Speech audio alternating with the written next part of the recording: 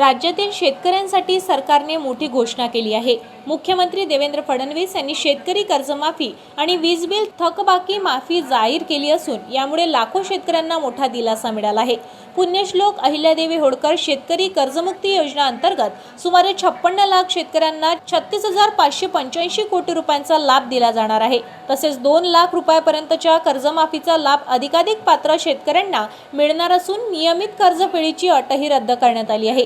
याशिवाय शेतकऱ्यांनी 48,000 कोटी रुपयांची वीज बिल थकबाकी माफ करण्याची घोषणाही यावेळी करण्यात आली आहे। नैसर्गिक शेती, सिंचन आणि कृषी वाहिनी तसेच दिवसा वीज पुरवठा वाढविण्यासाठी सरकारने विविध उपाययोजना जाहीर केल्या आहेत। या निर्णयामुळे राज्यातील लाखो शेतकऱ्यांना आर्थिक दिलासा मिळणार असल्याचा सरकारचा दावा आहे।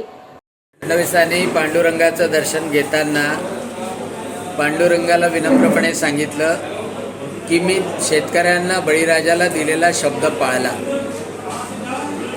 आणि बळीराजाला या संकटातून बाहेर काढण्यासाठी माननीय मुख्यमंत्री देवेंद्रजी फडणवीसांनी 40,000 कोटी रुपयाची कर्जमाफी 56 लाख शेतकऱ्यांना लाभान्वित करण्यासाठी दिली आणि त्यासोबतच 48,000 कोटी रुपयाचं जे थकीत वीज बिल होतं ते सुद्धा माफ केलं आणि त्यामुळं सर्व शेतकऱ्यांच्या वतीनं अमरावती जिल्ह्यामध्ये माननीय मुख्यमंत्री देवेंद्रजी फडणवीस यांचे आभार मानण्याकरता आज आम्ही इथे आज जमलो।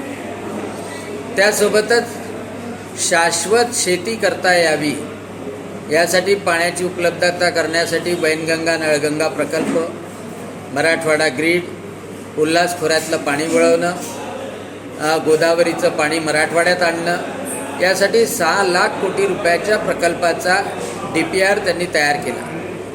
जलयुक्त शिवार तर आहेच, मागील त्याला शेततळं आहे आणि सूक्ष्म सिंचनाच्या माध्यमातून प्रत्येक शेतकऱ्याच्या शेतापर्यंत पाणी पोहोचवण्याचं काम देवेंद्रजी फडणवीसांनी केलं। 6 लाख कोटी रुपयाचे हे प्रकल्प पूर्ण झाल्यानंतर महाराष्ट्रातल्या कोणालाही दुष्काळ पाहावा लागणार नाही आणि यासोबतच जमिनीची उत्पादन क्षमता वाढवण्याकरता देशी गाईचं संरक्षण आणि नैसर्गिक शेतीला चालना या गोष्टीसुद्धा माननीय मुख्यमंत्र्यांनी सांगितलं।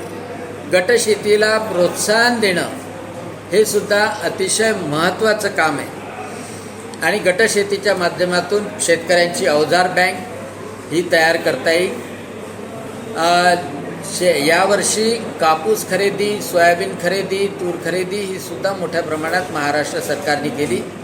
कांद्याचे भावसुद्धा कायम ठेवण्याकरता मार्केटमध्ये सरकार उतरलं आणि ह्या सगळ्या गोष्टी शेतकऱ्याचं उत्पन्न वाढावं, उत्पादन वाढावं, उत्पादन खर्च कमी व्हावा या सगळ्या गोष्टीसाठी शेतीमध्ये गुंतवणूक करण्याचं काम सुरू केलं आणि शेतीमध्ये गुंतवणूक करण्यासाठी सरकारच्या तिजोरीत पैसा पाहिजे आणि त्यासाठी सेवा आणि उद्योग क्षेत्राला चालना देण्याचं मोठं काम माननीय मुख्यमंत्री देवेंद्रजी फडणवीस करतात आहे। महावितरणसुद्धा आपली कंपनी जी कर्जाच्या बोजाखाली होती ते कर्ज म्हणजे थकबाकी सरकारने आपल्या शिरावर घेतली आणि त्यामुळं ती कंपनीसुद्धा लिस्टिंगमध्ये जाईल। म्हणजे महाराष्ट्रातली पहिली PSU ती लिस्टिंगमध्ये जाईल, लोकांची गुंतवणूक येईल आणि विजेचं इन्फ्रास्ट्रक्चरसुद्धा चांगल्या तऱ्हेनं वाढेल।